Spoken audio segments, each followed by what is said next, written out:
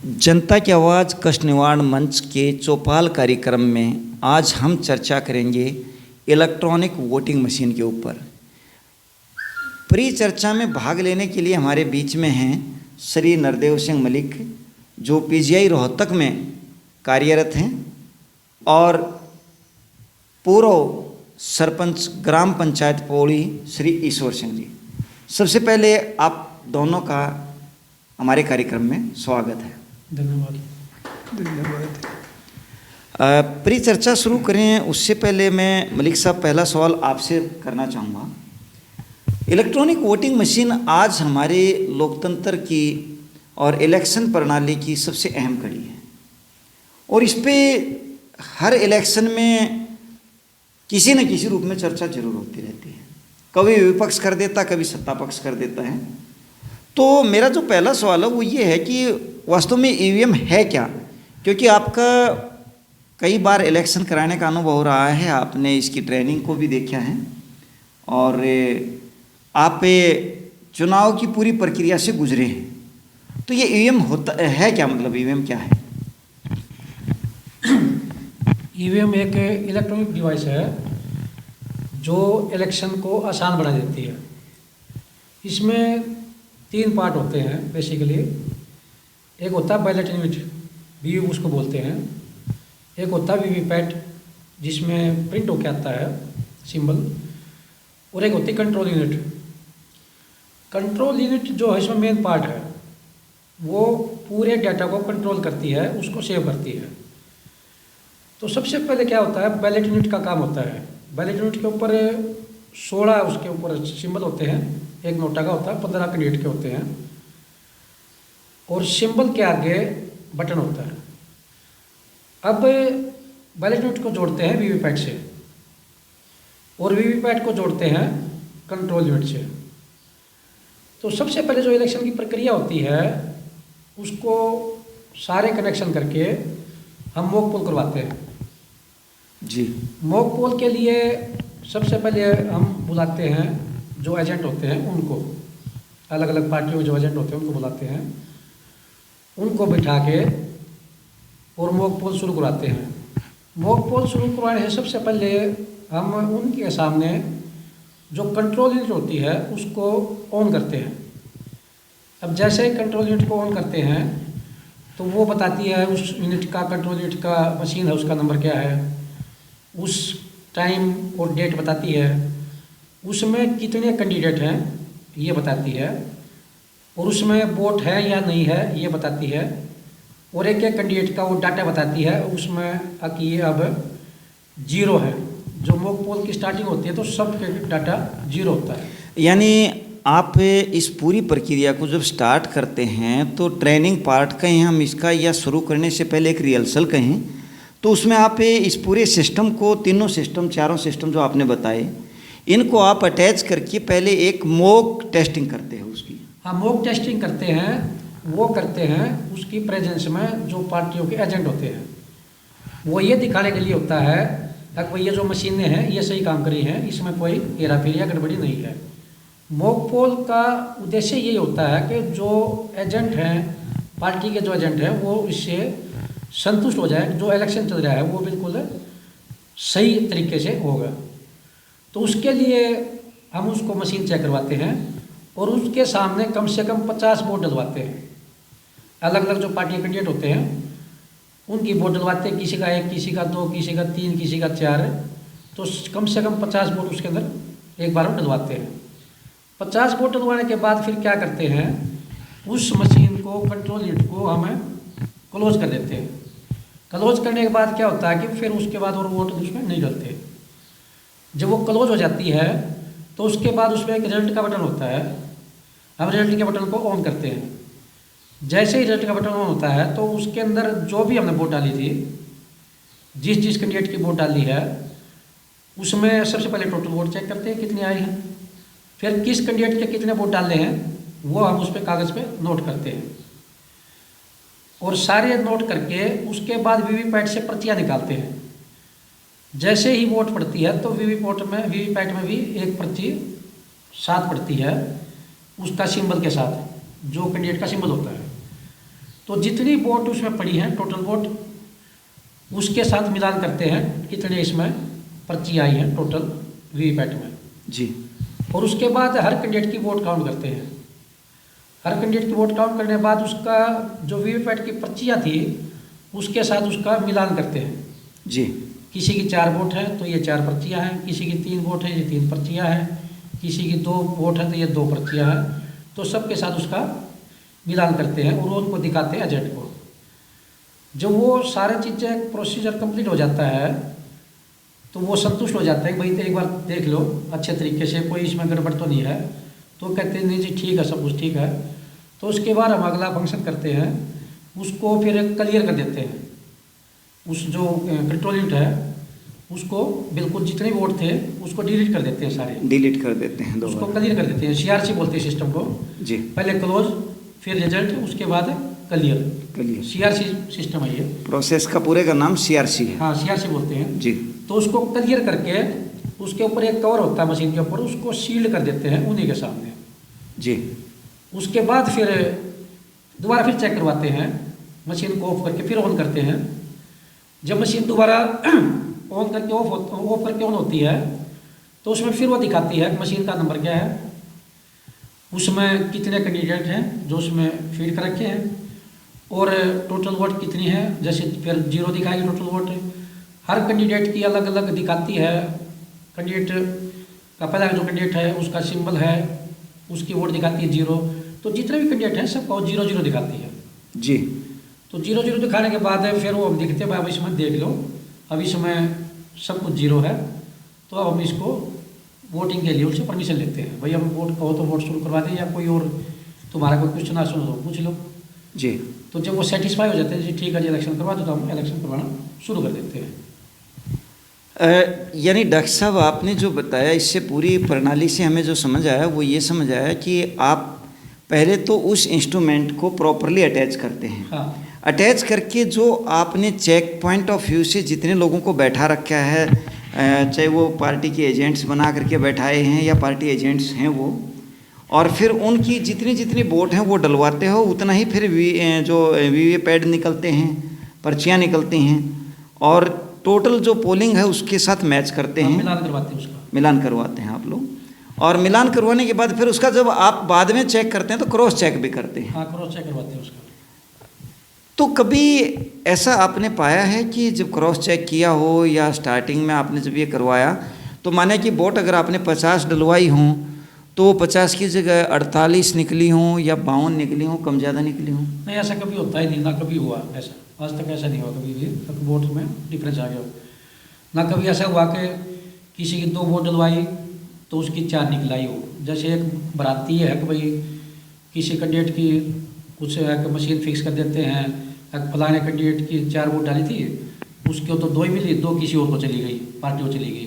हाँ, इस तरह की मेरे पास काफ़ी लंबी लिस्ट है इसकी सवालों की, इस पर मैं आपसे चर्चा करूँगा।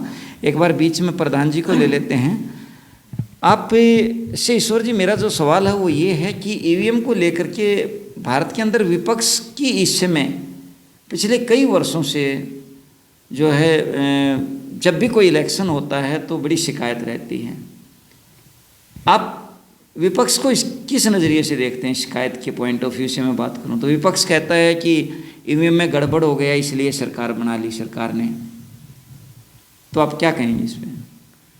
बात ये है, पहले जो है ना ईवीएम का लोगों ने ये समझा था भाई इससे एक तो काउंटिंग शीघ्र हो जाती है, उसमें कोई घंटे लग जाए पर्ची गिनने में, तो लोगों ने बस इतना ही देखा इसमें बस जल्दी गिनती हो जाए। बाकी इसमें जो हेरा फेरी आई तो उसका लोगों को पता नहीं था।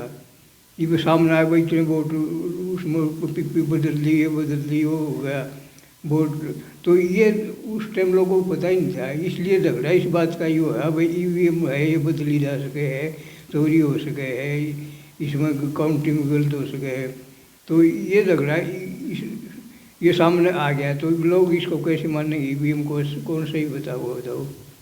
आप ये कहना चाह रहे हो कि ईवीएम जो है वो मतलब जैसे पहले पीपी चोरी हो जाती थी, आप कह रहे हैं कि जब पहले पुराने ज़माने में हो जाती थी जब ये पैड से वोटिंग होती थी, या बदल दी जाती थी, आप ये कहना चाह रहे हो। तो ऐसे ही इसमें भी कुछ हो सकता है। हाँ, इसमें भी हो सकता है, वही तो बात है। तो विपक्ष से जो अपना मुद्दा है उनका ये है कि भाई इसमें गड़बड़ हो सके है। डॉक्टर साहब, प्रधान जी का जो आरोप है वो विपक्ष वाले आरोप है एक तरह के। ईश्वर जी जो कह रहे हैं वो ये कह रहे हैं कि भाई लोगों को तो ये लगता था कि ये जल्दी हो जाएगी, लेकिन लोगों को ये नहीं मालूम था कि भी इसमें गड़बड़ हो सकती है।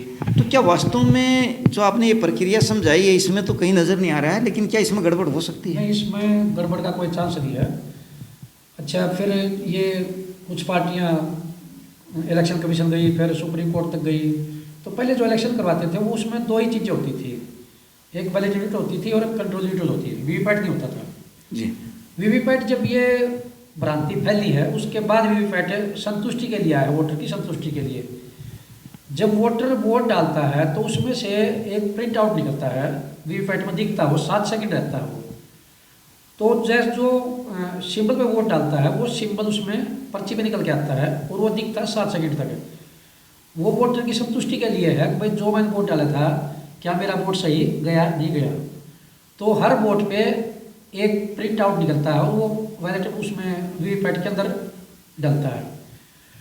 उसके बाद ये उसमें ये प्रावधान है कि भाई आप अगर आपको डाउट लगता है किसी कैंडिडेट को तो रैंडमली वो किसी भी वीवीपैट को चेक करवा सकते हैं, मिलान करवा सकते हैं। अगर किसी को ऐसा डाउट लगता है जी, तो वीवीपैट की पर्ची को उस कंट्रोल यूनिट में जो डाटा है उसके साथ उसका मिलान करवा सकते हैं, मैच करवा सकते हैं। हाँ, प्रोविजन है। तो मैंने जो अब तक इलेक्शन करवाए हैं उसमें कहीं ऐसा कोई कलू है ही नहीं कि इसमें कोई गड़बड़ हो जाए या कोई वोटों की हेराफेरी हो जाए। उसमें ऐसा कोई प्रोविजन है नहीं या प्रावधान है ही नहीं, ना उसमें कोई संभावना इसलिए नहीं है कि वो एक कैलकुलेटर है वास्तव में। वो जो डिवाइस है वो एक कैलकुलेटर है, वो इंटरनेट से नहीं चलता, वो सिर्फ एक डाटा सेव रखता है और कैलकुलेशन को फास्ट कर देता है। उसका बेनिफिट ये है कि वहाँ जल्दी रिजल्ट आ जाता है और बोगस वोट उसमें नहीं पड़ते। जैसे कई बार बोगस क्या वोट कैंसिल नहीं होते, उसमें एक प्लस पॉइंट ये भी होता है। जैसे बैलेट पेपर से पहले करवाते थे तो वोट बहुत सारी कैंसिल हो जाती है, पता ही चलता है लोगों को। तो वहाँ वोट कैंसिल नहीं होती और जो डाटा है वो उसमें सेव रहता है। उसको भी कुछ जब भी उसको कोई जुडिशरी कोई मैटर जाता है जुडिशरी में तो वहाँ उसको दोबारा मशीन को खुलवा के दोबारा फिर काउंट करके करवा देते हैं। तो उसमें कहीं कोई संभावना है नहीं कि कोई इसमें वोट चोरी हो जाए या किसी को वोट डाला तो किसी और को चला जाए, ऐसा उसमें कोई संभावना नहीं है। ये एक भ्रांति है। सिर्फ दूसरी पार्टियां ये करती हैं, जो हार जाती है वो कहती हैं जी हमारा वोट चोरी हो गया, लेकिन जहाँ वो जीतती है कहते हैं जी हमारा जनाधार था, जहाँ वो हारती कहते हैं जी ये गुनाहगार है, हम तो जीत रहे थे। तो ऐसा कोई उसमें है नहीं। बिल्कुल यही सवाल मैं प्रधान जी आपका जो सवाल है उसको मैं आगे बढ़ाते हुए मैं आपसे बात करता हूँ। आप कह रहे हैं कि इसमें गड़बड़ होती है और विपक्ष का भी आरोप यही होता है, लेकिन जहाँ विपक्ष इलेक्शन जीत जाता है, अब कर्नाटका में भी वही ईवीएम था, हिमाचल में भी वही ईवीएम था, और 2004 और 2009 में उस समय जो आज वर्तमान सरकार भारत में बीजेपी की सरकार है, उस समय बीजेपी की सरकार नहीं आई थी। 2004 में भी कांग्रेस की सरकार या कांग्रेस अलायंस की सरकार थी और 2009 में भी वही आई है। तो आपका आरोप पे कैसे हम माने कि ये सही है? जहां इलेक्शन जब विपक्ष जीत जाता है तो वहाँ ईवीएम ठीक हो जाती है, आप क्या कहेंगे इस पे? ये ऐसे बात नहीं है। बात ये है जब आम पब्लिक में लहर देखी जाए, नहीं आम पब्लिक में लहर देखी जाए, उस लहर से अंदाज़ा भी हो जाता है भाई इतने वोट इस कैंडिडेट की, इतनी इसकी हैं। लहर के विपरीत एकदम परिणाम आ जाए तो ऑटोमेटिकली अंडरस्टूड है ये तो भाई इसमें गड़बड़ हुई है। तो लहर देखते हैं लोग। ये किसी कैंडिडेट की थोड़े दिन पहले लहर देवा तो 70,000 वोट जीतेगा, और जीतता फिर वो 6-7 हज़ार थे। तो खुद फिर सब हो जाता है भाई इसमें कोई गड़बड़ हुई है इलेक्शन में। आम जो पब्लिक है ना उसकी लहर को भी तो ले जाता है ना। प्रधान जी का जो आरोप है वो ये है कि जो लहर थी वो किसी दूसरी पार्टी की नज़र आ रही थी और परिणाम जब आया तो कोई दूसरी पार्टी। डॉक्टर साहब, मलिक साहब, आप इस पर क्या कहना चाहेंगे? देखो ये हर कैंडिडेट को ऐसा लगता है भाई वो जीत रहा है, उसके साथ जो लोग काम करते हैं वो उसको फीडबैक देते हैं, जी आपकी तो पूरी लाइन है और आप तो बिल्कुल 50,000 से 1 लाख से 1.5 लाख से ऐसे जीत रहे हो। वो उसको वास्तव में खुश करने के लिए कहते हैं। अब वहाँ क्या है ग्राउंड पे वो किसी को नहीं पता होता। अब लोग तो वोट जब डाले जाते हैं तो उस टाइम डिसाइड करते हैं भाई मैंने वोट किसको देना है। वहाँ के बदल जाते हैं लोग, पहले घर से सोच के कुछ आते हैं और वहाँ के डाल के किसी और की चले जाते हैं। और जहाँ ऐसा दिखता है तो रेट उसके हिसाब से भी आते हैं। अब कलोई का अगर विधानसभा इलेक्शन की बात करें तो यहाँ 70,000 वोटर जीत रहे हैं लगभग हुड्डा साहब। मोहम्मद खान 1 लाख वोटों से जीत रहे हैं। अगर इस तरह की धांधली होती तो फिर वो लोग भी नहीं जीत पाते। तो ये तो सिर्फ एक बहकावा है। वो वास्तव में जो उनके वर्कर होते हैं या जो वोटर होते हैं वो कैंडिडेट उसको बरगलाने का काम करते हैं। उसको मेंटली ये कहते हैं भाई तो हम तो जीत रहे थे लेकिन सरकार ने हेरा फेरी करके हमें ज़बरदस्ती मशीनों में हरा दिया। पर ऐसा कुछ नहीं है। और इसका मैंने काफ़ी लोगों को ये देखा बाद में, जो वर्कर होते हैं जो ठीक वर्कर होते हैं वो कहते हैं जी इलेक्शन बिल्कुल ठीक था, हमने ये चीज़ें कहनी पड़ती हैं।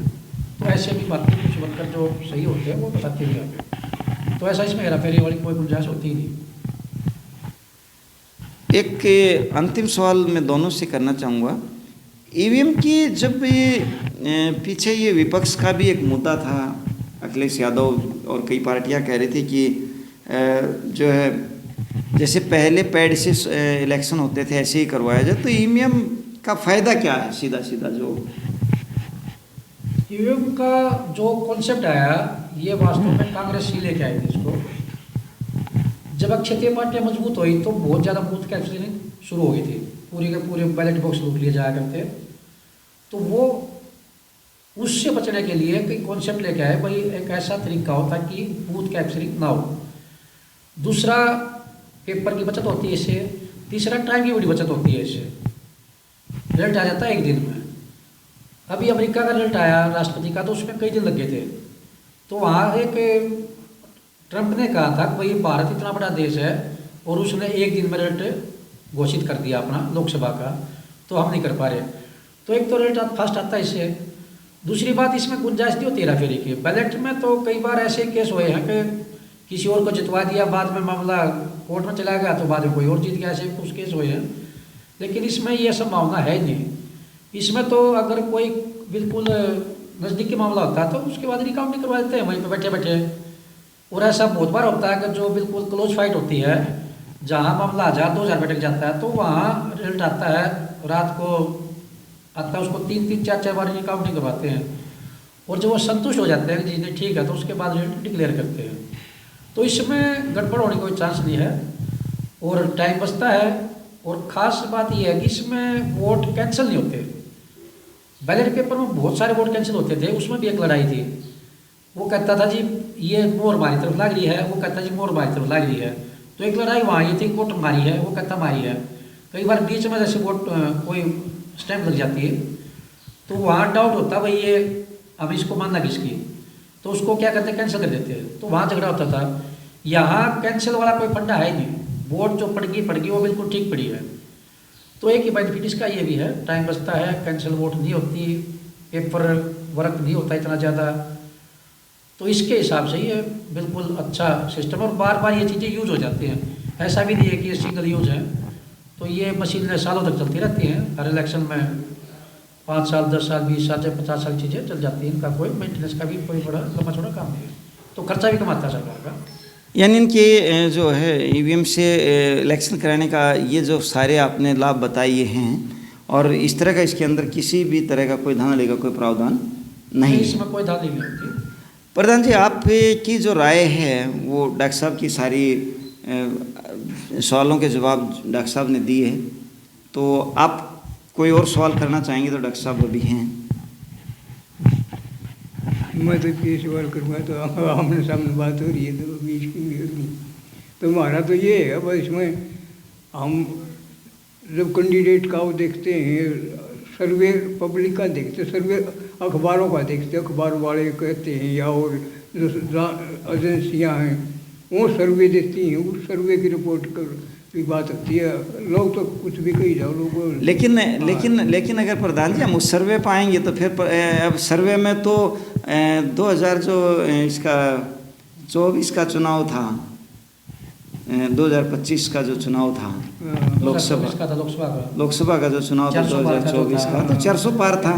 और उसमें जो सर्वे एजेंसियां थी उन्होंने सभी ने 400 पार करा भी रखा था, कईयों ने तो, और कईयों ने 400 के आसपास। लेकिन वहाँ पे जो अलायंस था वो 293 के आसपास पहुँच गया। तो और ऐसा कई बार हुआ है, तो संशय पे तो हम नहीं चल सकते। एक आखिरी सवाल और डॉक्टर साहब, वैसे तो आखिरी सवाल हमने ले लिया था, जो भ्रांतियां हैं लोगों के बीच में हैं ईवीएम को लेकर के, तो उसको कैसे दूर किया जाए? जैसे अभी प्रधान जी ने भी बताया कि भाई लोग तो इसको जल्दी मानते थे खाली, और लेकिन कई चीज़ें अब लोगों के दिमाग में एक आ गई, तो इन भ्रांतियों को कैसे दूर किया जाए?